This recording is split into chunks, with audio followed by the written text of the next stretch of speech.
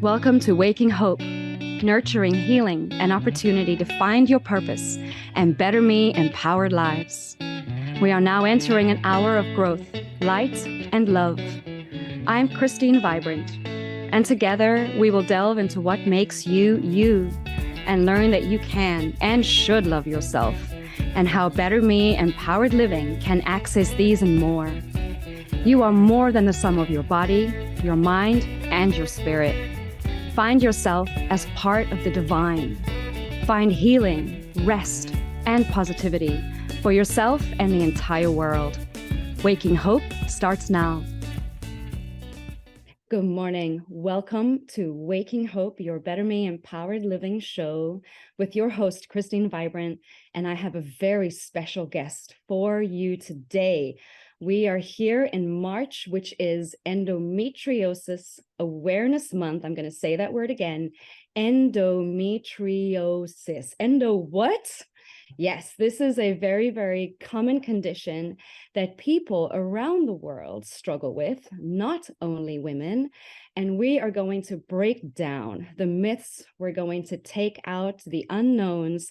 We're going to make this manageable, mentionable, and we're going to give you a voice so that you can also learn how to advocate better for yourself. My guest today is Katie Donahue-Boyce, Endo Girls blog. She is an board certified patient advocate. And this is my guest who is going to give you the information and the facts that I am still learning myself.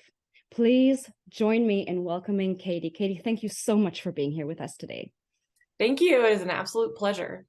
How are you doing? How are you feeling this morning? Actually, I'm feeling really great. So I traveled earlier this week, and so I've completely recovered from that, and it's a perfect day to do this. Perfect. This is it. This is the thing. When you have endometriosis, people think that it's just a simple condition that you're going to go in for some surgery for, you're going to have some medications, pop some, self-care, and then you're going to be fine. But what a lot of people don't understand is this is a lifelong condition. It is a systemic condition, and you do need to have a daily maintenance practice, self-care practice, as well as knowing how to deal with flares. I've got one at the moment. We were discussing this earlier this morning. What I've done is I've slathered myself in CBD salve. I've got some magnesium sprayed everywhere, had some gorgeous self-care, did my meditation, and I know that what we're going to talk about today is going to be giving back so much. So this positive emotion, this positive taking what was giving us pain, turning it into purpose, this is what we want to give today. Katie, when we're talking about endometriosis and the diagnosis, you have a lot of new patients, new clients coming to you, new people coming, as well as existing. Do you want to give us a common theme for diagnosis? Yes, absolutely. So of course, I do have to say everything I say here is not medical advice. Yes. So I just share, from my professional opinion as a board certified patient advocate and as a patient myself, my own experience, strength, and hope. Yes. So what I tend to see is that the most common theme is that people don't even start to consider endometriosis until they begin their menstrual cycle. So, and then they start having, maybe not even until later in life, but eventually it comes down to them noticing because of extraordinarily painful periods. Mm-hmm. But it's more than just a painful period, as we know, but it just seems to be the initial symptom that gets the endometriosis on the radar. That's it. And this is the thing. When we talk about endometriosis, there are so many myths out there. There are so many old and outdated facts that a lot of people don't even know what it is. And we will say that it's reproductive because of the information we have. Could you break down what the current information is about endometriosis for those who don't know, or for those who suspect that they may have it? Yes, absolutely. So our most current up-to-date definition of the disease by up-to-date literature is endometriosis is a systemic inflammatory disease characterized by the presence of endometrial-like tissue found in extrauterine sites. So that like part is incredibly important when we have to understand what endometriosis really is. Correct. This is something that I learned, and this is why I fight so hard, because people would just tell me, oh, it's just a painful period. Oh, you're an addict, you're a hypochondriac, you're weak. And I didn't understand the difference in it. And it was vital, because what I'm learning is that the difference in the two tissues, one contains nerve fibers and stroma. And this is what the endometrial-like tissue is that it has a different composition, which explains the systemic site, your whole body just, interacting with this. When I was young, before I ever heard or even got my period, I was diagnosed as pre-asthmatic. Never got asthma, but these are little markers that kind of come up for a lot of people. And this is why I like to do the basics of taking self-care. Something that's quite common that I found for a lot of people is that we had birth trauma. I was born with the umbilical cord around my neck, an emergency C-section. And what I've learned is that that is trauma that we can take in our bodies throughout our lifetimes. Is this something that is also common amongst endometriosis patients in your experience? It is and it isn't. There's some literature that does attempt to make the link, but it's difficult because it's such a common disease that it's hard to find true factors that could be, the nature versus nurture. It's difficult to find a connection with those factors just because it is such a prevalent disease. So you have so many people who don't have trauma that do have the disease as well. So it really just, it's an individual basis. And I think that that is something that if that helps in somebody's healing journey, that if that is something they want to approach, then that's what they can do. But it isn't the story. It isn't everybody's story, And I think that that's important to know, because when you are an endometriosis patient, it is such a devastating diagnosis after so long. And this is, I think, what is common is that there are many of us who have waited years, perhaps decades, just for that word of going, listen, you weren't crazy, you weren't weak, you were not a hypochondriac, you're not an addict, you're dealing with a systemic condition that hasn't been addressed, that may be in your family, that has been poorly understood. And this is just the beginning. So take a breath. Yes. Yep, absolutely. And, once we present with the painful periods, or there are individuals who don't know they have endometriosis until they maybe have a surgery for something unrelated and it's discovered. But what happens, it's, once we get through that process and say we do finally get the diagnosis, which currently we can suspect endometriosis clinically. There are some imaging techniques that can hint toward it. There are some forms of endometriosis, sometimes deeply infiltrating, which we'll go into what these details are, and even some types of ovarian cysts called endometriomas can be seen on imaging.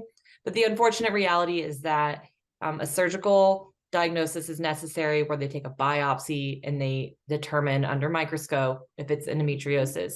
But what tends to happen is that once we get that diagnosis, other little bits and pieces of our medical history really start to come together. The puzzle pieces, they all add up. And that's when we start to realize that, oh, this is a systemic disease. Yes. And these are the things that we really want to bring to light. Guys, we're going to be breaking this down and we're going to be demystifying, but I do want to highlight how you can help yourself. Katie, won't you please tell them how they can find out information? What are your social sites? What is your website, so that they can we're going to start really giving you guys information. Go and help yourself. This is going to give you control back over this devastating diagnosis, because you do have control over this complicated chaos. You need to take action. How can we find you, Katie? So I'm available through primarily my Instagram account. It's super active. So on Instagram, I'm just simply Endo Girls Blog. I'm also available through Facebook. There's an Endo Girls blog there as well. Our website is endogirlsblog.com, either Endo Girl Blog or Endo Girls Blog. I have both domains, so don't worry about spelling. And that's where I really will take some of those social media posts and I kind of formally put them together on the website, so they're always accessible in a lot easier way. And then of course, if sometimes I'm on Twitter a little bit and I'm just blog_endo. So I'm trying my best to be present across all different social media platforms because it's hard. I want to make sure that I'm able to reach as many individuals as possible. So especially on Instagram, I tell everyone, feel free to send me a direct message. And I am always doing my best to get back to those. This is wonderful. And this is the thing, guys, guys, girls, whoever, see, my language needs to change to our listeners, however you identify. Thank you for being here. Thank you for listening. And we want you to know this is how you can contact us. We are patients ourselves. And so, as Katie said, we will try to get back to you as soon as we can. Please understand that this is our mission and our passion, and we want to help you, but we do require that you also help yourself. Yes. By reaching out. We want you to help yourself by understanding that you may be in a pain cycle and you may be spiraling. And that when you are on us 120,000%, that's not going to be helpful to you or to us. But we do want you to contact. We want you to connect. We want you to reach out.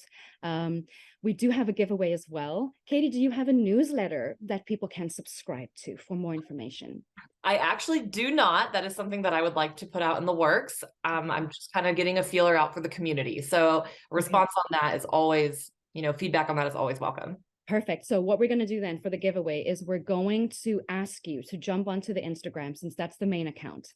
Go on to Endo Girls blog, Endo Girl blog, Endo Girls blog. Go and find Katie's site. You're going to see thousands of followers, so you're going to know it's the right one. Okay, go and subscribe. This giveaway is going to be run the whole of March till the end, the 31st. At 3:33 is when I'm going to do the live drawing, 3:33 Central Time, just because I'm a little strange and odd, and I like to celebrate that. We're going to do this drawing then. We want you to subscribe to the IG. Anyone who's already a subscriber can also request to be entered, because we want to raise your interest as well as your self-care. We're going to be coming back as well with a discussion on red flags from your providers, on what you should not be kind of considering, not be absorbing, all the things that we've heard about ourselves that have really made this journey harder than it should have been, especially at the beginning. You're going to be inundated with so much information, misinformation, and sadly disinformation, because people are out there to take your money and not help you. Yeah, this laugh. We've had that experience. So what we're going to do when we come back is we're going to be talking about red flags, about green flags, ways to get a hold of us. We're going to be talking more about the giveaway and what's in it, and also sharing ways for you to help yourself when you are spiraling, when you are in pain, when that pain cycle feels so extreme that you feel like you're going to shred yourself, or that you maybe want to explode apart. We know those feelings and those moments. This is manageable. You can do this. We're doing this, and we're in this together. Things are getting better, but simply because we're showing up and using our voice. I'm Christine Vibrant, your host, with my guest, Katie Donahue-Boyce from Endo Girls blog. Taking a pause. While we take a break, go ahead and jump on that Instagram account. And I'm really curious as to what comes on and comes up for you. We're going to take a break. We'll be right back.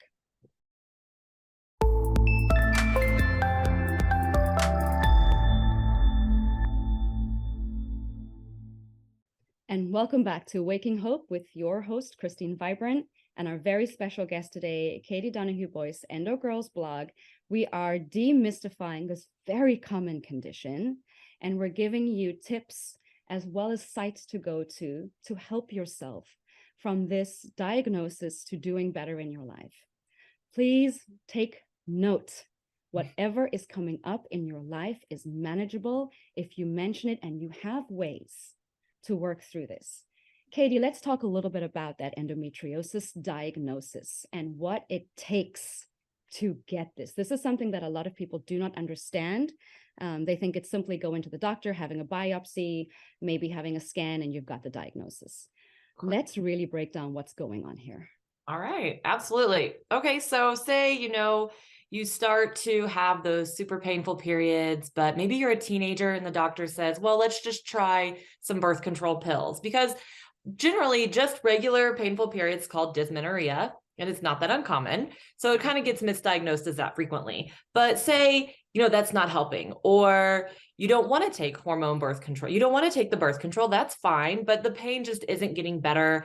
You can't manage your periods with regular, ibuprofen. That's not working. With the regular, period management just doesn't work with you, right? So that's starting to happen.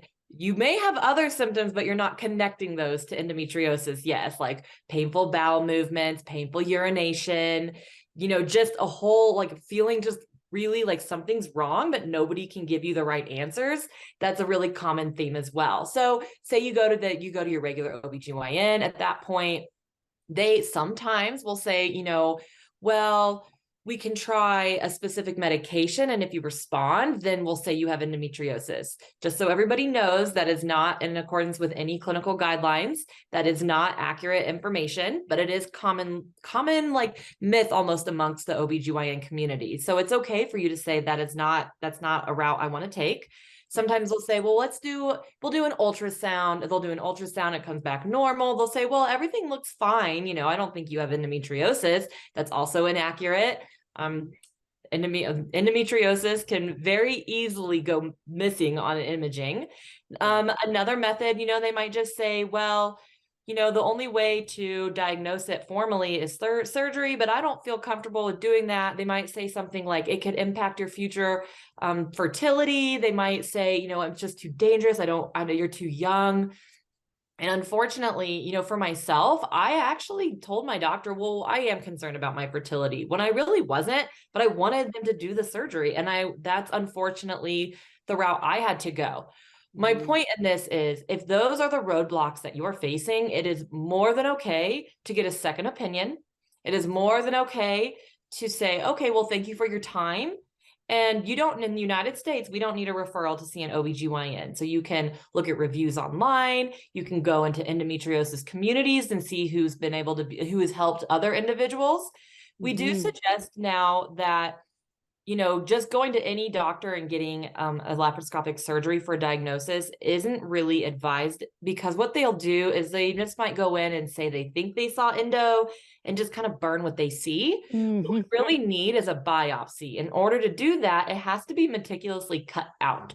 So unfortunately, there's not a whole lot of surgeons in the United States or even world that can do that. But this is why it's important to take control of your health at this point and do the research and find those good doctors. We are getting more and more. There's more training going on. So that's why it can be important to get involved in the patient community and find that right doctor for you. And a lot of a misunderstanding is that, well, those specialists won't see me if I'm not already diagnosed. That is a misconception. There's nothing wrong with your very first surgery being with an expert. You deserve that care.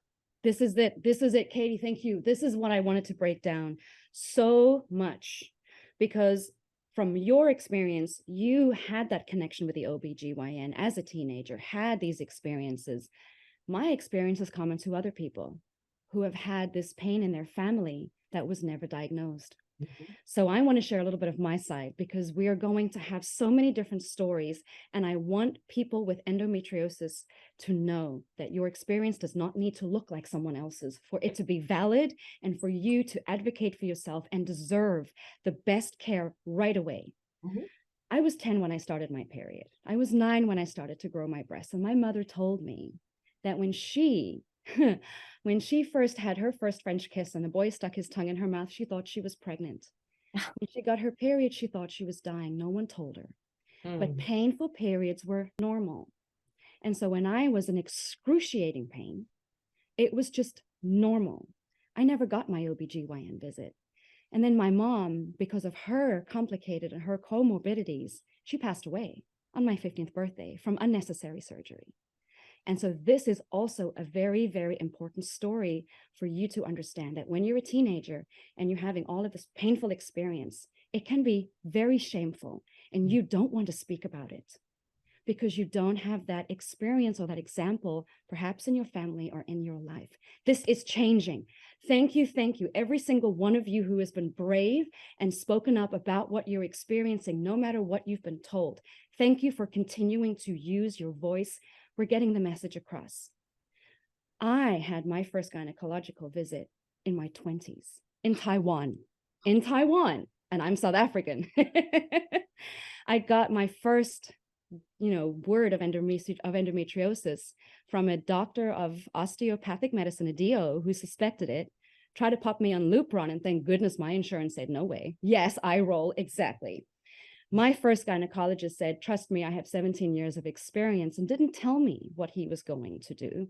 Thought it was gastrointestinal, and said that there was a 60% chance that he could tell what was going on, and that warranted a surgery. He burned, he fulgurated. And that, of course, has camouflaged everything. His notes were incomplete. So what I was told at the follow-up appointment did not match the notes. It has been a struggle. What is the correct surgical diagnosis? Not fulguration, Nope. not ablation. There's a word you need to learn. What is it? The most important word you're going to learn in this community is excision. So, excision. Say it again. Excision is the cutting out of the tissue. So when we say fulgurate, when we say ablate, that means they're just taking some form of energy source during the surgery and they're just superficially burning what they see. Okay, so we try, the common analogy in the endometriosis community is imagine a weed and you're lawn mowing, right? Just the surface, that would be the ablation or the fulguration, whereas digging with a trowel and pulling the root out would be the excision example. There are a lot of other examples that we can use, but it's important to recognize that when somebody has a tumor that they're trying to determine if it's benign or malignant, cancerous or not, they excise the tumor and they send it to pathology. And the same thing has to be done for endometriosis. Endometriosis is not cancerous, but it does need to be treated the exact same way. It has to be removed at the source. And it's very difficult to see all forms of it. It comes in a variety of forms. And so that's why it takes a skilled surgeon that is used to seeing how it presents, and they know how to go in, they know how deep to dig, and they know how wide to cut out. Yes, this is important for you to know. This is so vital, and to know that your recovery from this kind of surgery is going to feel different. It's going to be different, but this is your moment. This is your time. Take as much as you need. This is your gift of life to yourself. And we want to also gift you red flags. I was given red flags. This is one. Have a baby. It's going to solve everything. Excuse me. I need to take a moment and throw up in my mouth. Have a baby. It's going to solve everything. I have friends with endometriosis who tried that. And guess what? They're still in pain, but now they have more responsibility, as well as all of this guilty feeling that I cannot show up for my child.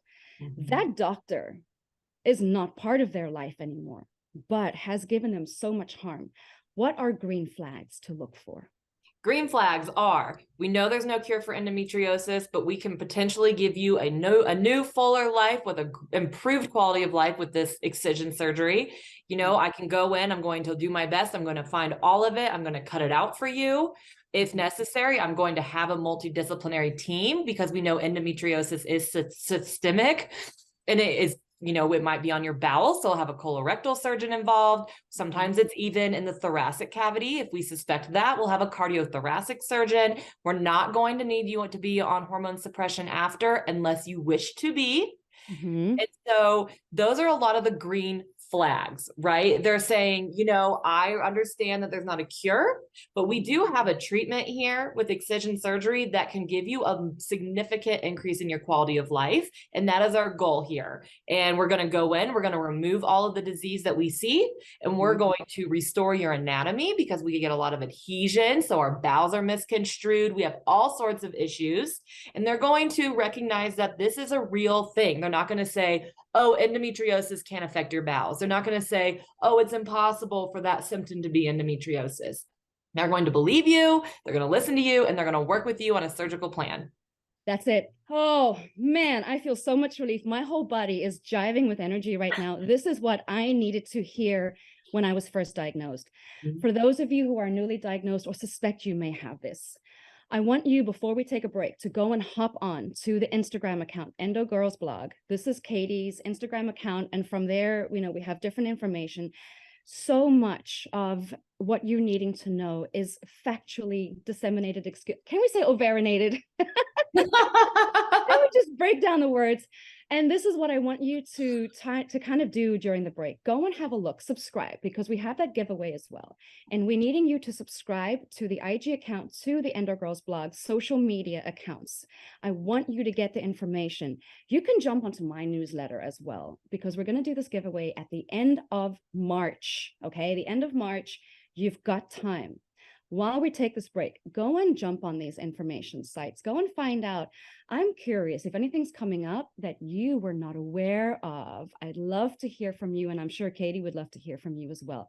Absolutely. Anything new, okay? So we're going to take a pause here. Katie and I are going to catch up, and we're going to chat a little bit during the break, and we're going to encourage you to go over to our social medias, Endo Girls blog. I am Christine Vibrant, as well as endo.coach.christine, because we are here to help you find your path to healing. When we come back, we're going to discuss a little bit further about how to communicate with yourself, with your doctor, with your friends, how to advocate, because Katie is a board certified advocate, and she's going to share this powerful, powerful way of being with you after the break.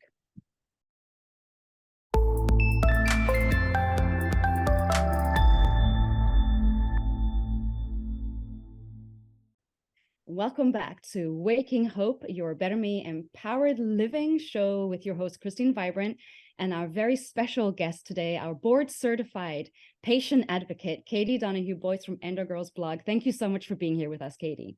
Thank you for having me.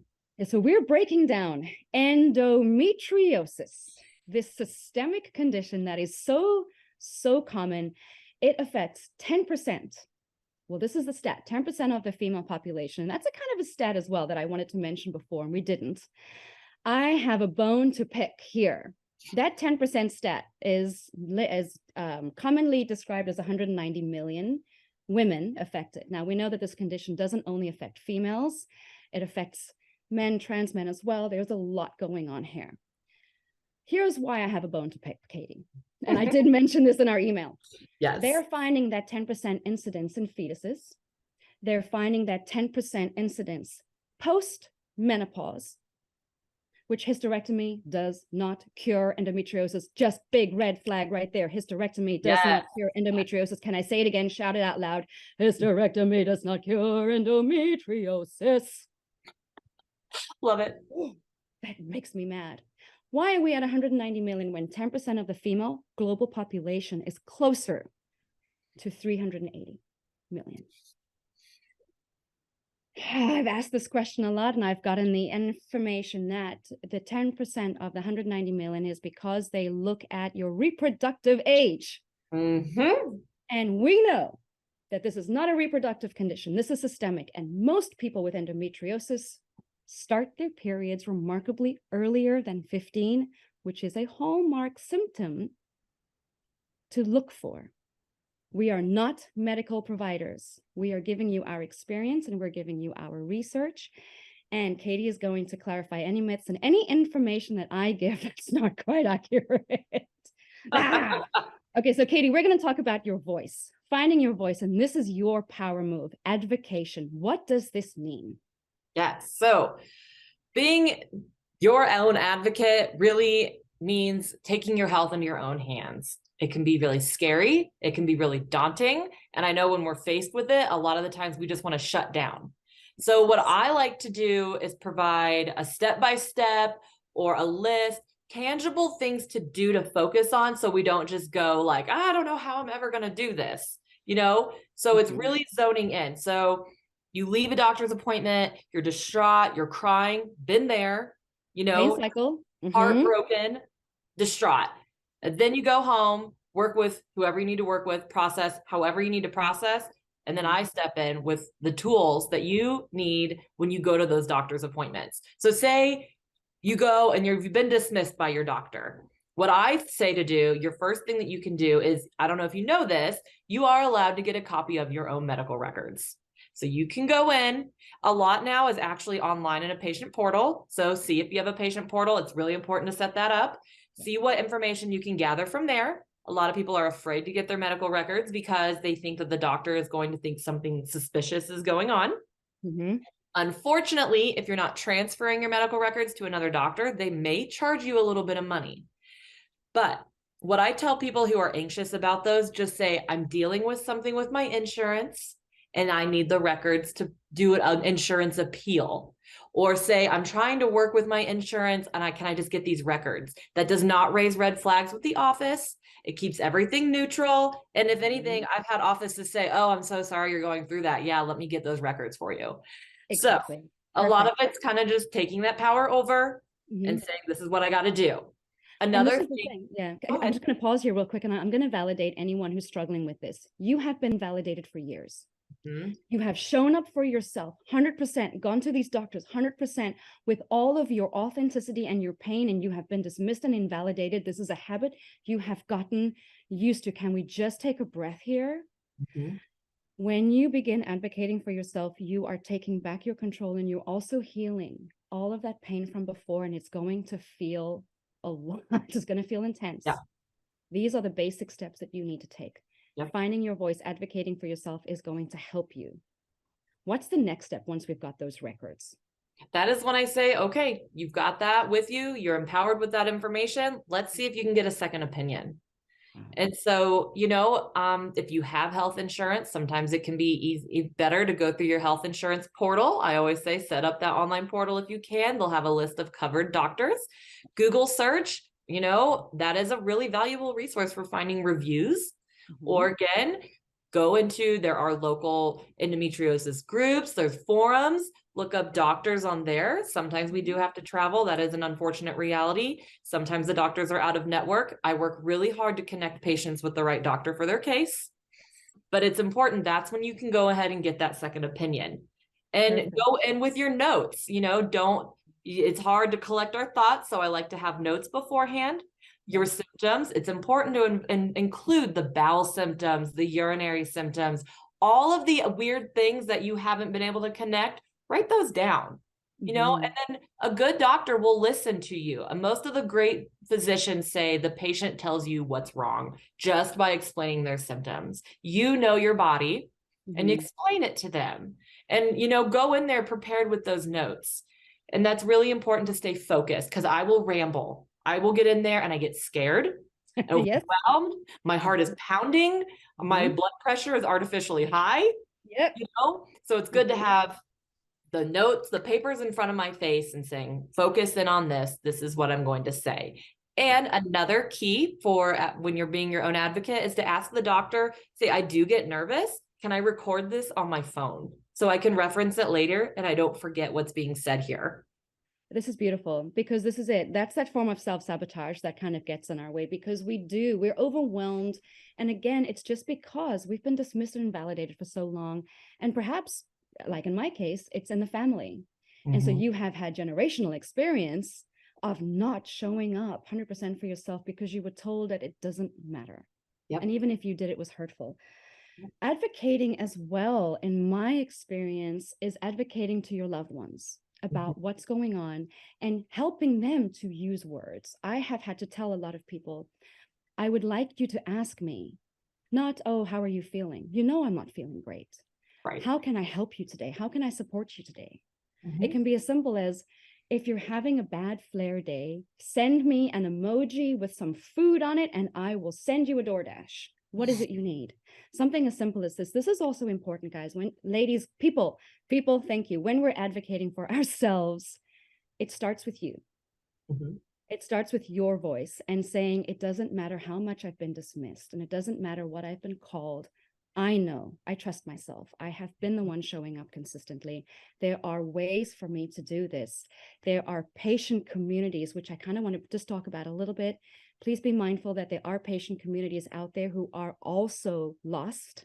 Yes. And they're stuck in their loss.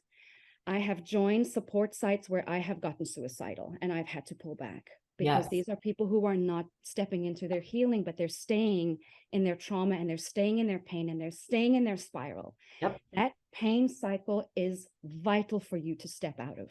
Yep. And it's important for you to know when you're in it. Yeah. And this is why these basic steps are important.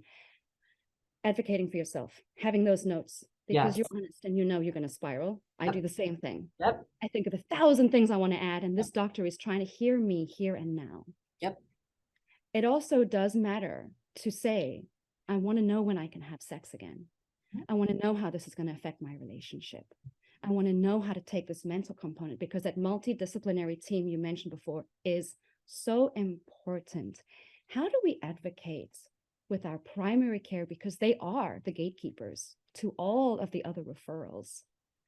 Is there a place to go to other than EndoGirl's blog that we can go for community awareness and other helpful resources? Do you have a few of those we can mention? Yes. So one of the most popular ones and common ones for at least empowerment and education is going to be Nancy's Nook. There is a Facebook group, but there's also a website, and I make sure everybody knows the Facebook group is not a support group. It's not where you're going to see people in there chit-chatting. Some people don't like the way it's run, but that's okay. There's a ton of data. You can search certain doctors' names or whatever you want to search, or just go to the Nancy's Nook website, and you can get a lot of your basic foundation information there. Yes. That's a really good one.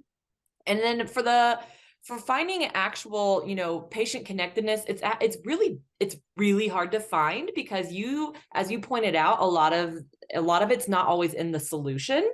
So we like to stay in the solution and moving forward. There are a couple resources that I do like for that.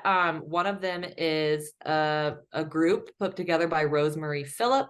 I can link that to anybody who would like it. She does more of a positive group working where, they stay in the solution there. I really like that. There's another podcast it's in 16 Years of Endo. That's run by Amy. Amy's a good resource to reach out to as well. So, it's kind of, unfortunately, it comes down to just mostly individuals that you want to make your core group that are empowering and uplifting and are going to keep you in the solution, because it can be really hard with the online communities. Yes, this is important. And actually, as you're talking about all this, I do want to mention that all of this information is going to be in a blog post. It's there. Go and take a look. So if you're not sure, everything is compiled. We're making this easy for you to navigate, because it's hard enough just getting your diagnosis. It's hard enough dealing with what you're going through and having to reverse so much of who you thought you were. This is part of the advocacy process. We're going to take a little bit of a break here so that you can go and jump onto the social sites. EndoGirl's blog on Instagram. This is important. This is how you connect with Katie. This is also where you can find this information and more. And I do want to also send you over to my website, beingbetterme.com. I've got a lot of information there. I'm going to talk about the giveaway when we come back as well, because what I'm giving away is curated products for people with endometriosis that I have found through my own research and stubbornness of, I don't like what I'm getting. I don't accept this nasty. I know there's better out there, because if I can think it, it's there. Okay. So you can work your way through this. You can manage it. You can navigate it. During the break, go hop onto the socials. We'll be right back.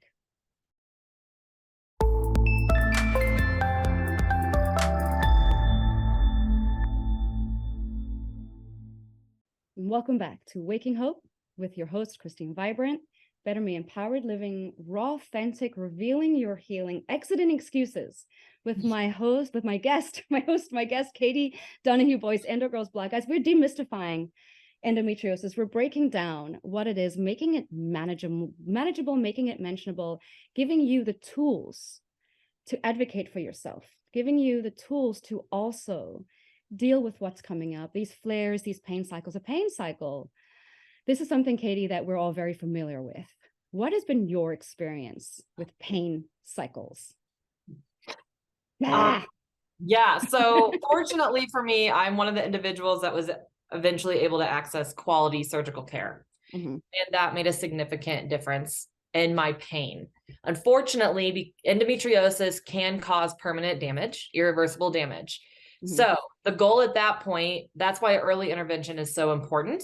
However, for me, it wasn't. So I had distorted anatomy. My bowels were an issue. I had adhesion. So what happened was that my surgery and my surgeon, that we were able to get me back to a manageable place.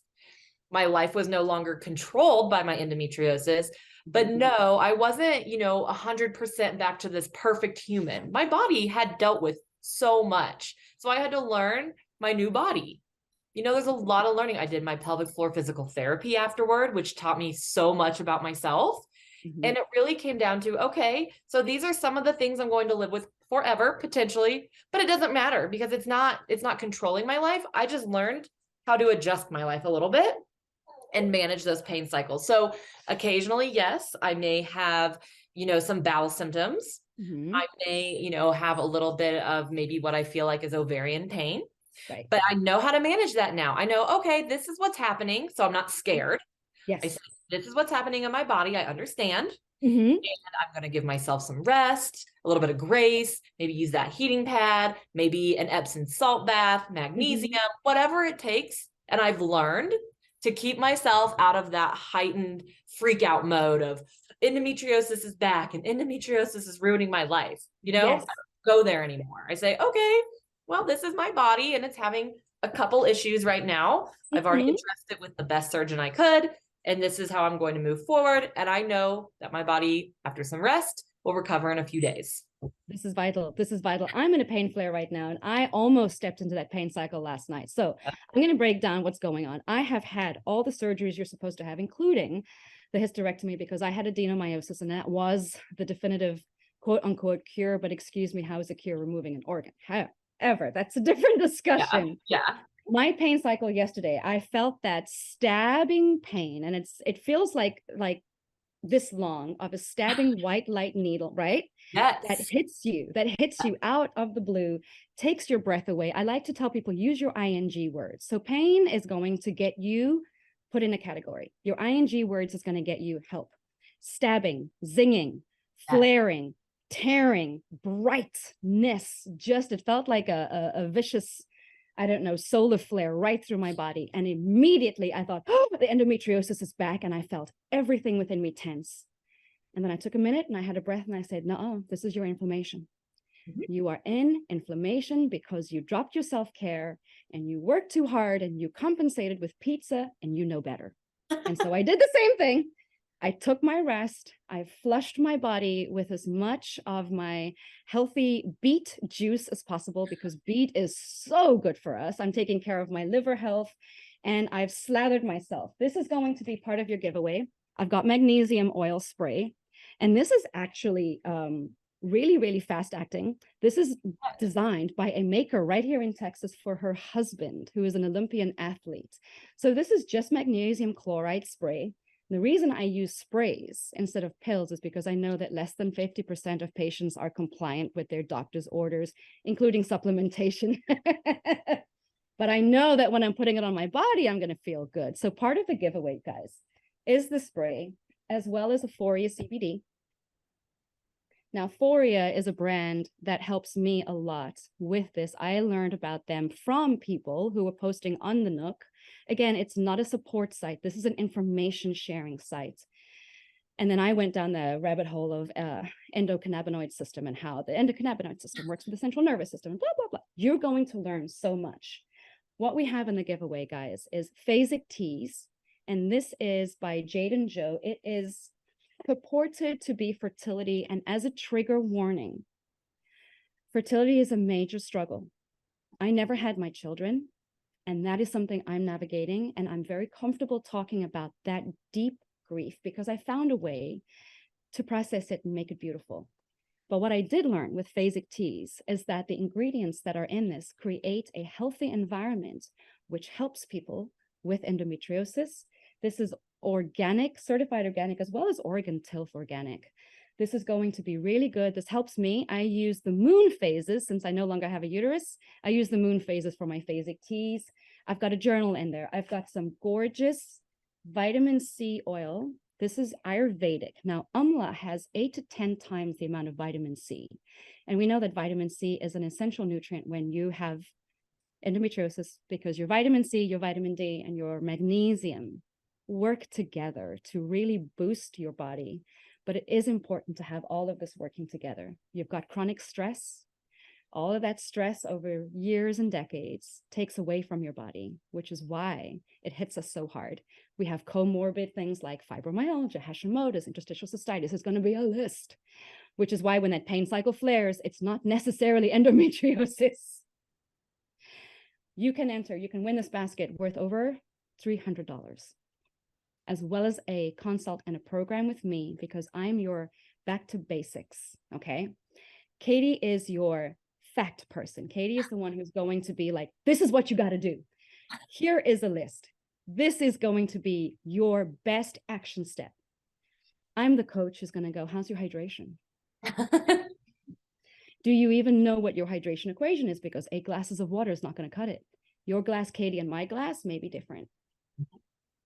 Yep. So I have started something, and Katie, this is something that we're going to talk about. Case study. Basic endometriosis accountability creates healthy habits. We're going to go to the beach, guys. And we're going to take care of 3 components with this. It's a private group. This is to support you as well. I want you to jump on to our social medias and request an invitation to this group. This is going to support you in terms of getting your hydration equation and finding healthy hydration tips, because a lot of us are going to chug that water and cause more stress. You don't need to be doing that.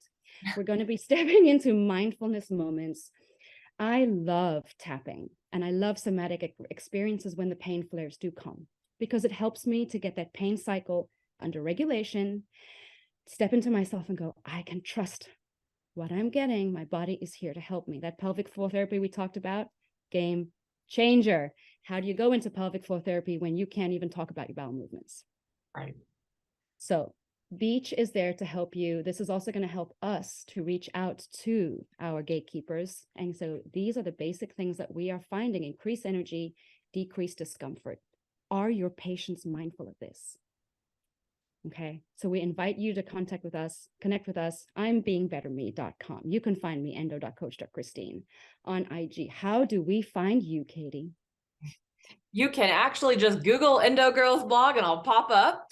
Yes. You can go on Instagram, Endo Girls blog, my website, endogirlsblog.com or endogirlblog.com. You can typo. I have both domains.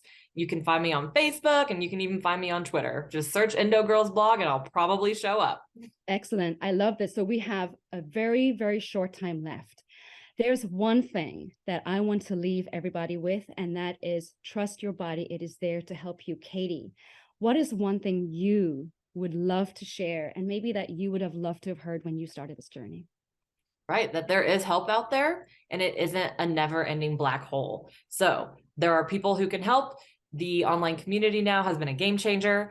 Reach out, continue to read. Don't just settle for one thing. Continue to read and find different opinions, and eventually just know that we are individuals and we can find what works for us, and we can have a happy, fulfilling life with this disease. Absolutely. Thank you so much for being here. Thank you for your time, guys. I am so excited about learning how this has helped you. Connect with us, and we will see you at the end of March for the giveaway winner announcement. Have a beautiful day. As this hour of Waking Hope comes to a close, I hope you have been lifted and strengthened. I hope you have turned your pain points into PowerPoints. For more love and healing, tune in again the 2nd and 4th Thursdays of every month at 8 a.m. Pacific Time. If you can't wait until then, reach out to me at beingbetterme.com and we'll come up with a plan together to awaken your hope, supercharge your healing, and bring your world back into balance. Until next time.